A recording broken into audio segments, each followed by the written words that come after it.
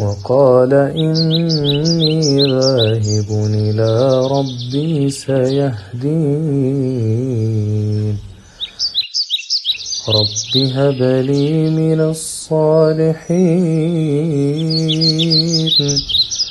فبشرناه بغلام حليم فلما بلغ معه السعي قال يا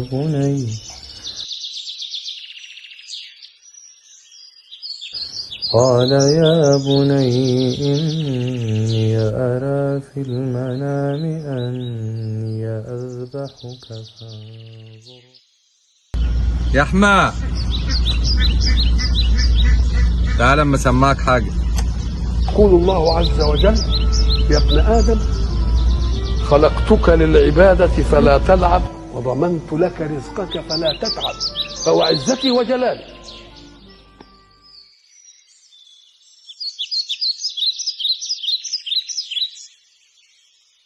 ماذا ترى؟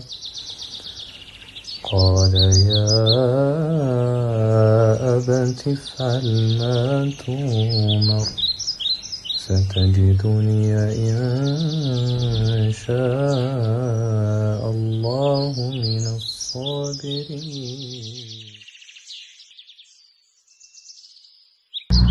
يلا بينا يا احمد عشان نصلي. يلا. إن رضيت بما قسمته لك أرحت قلبك وبدنك وكنت عندي محمودا،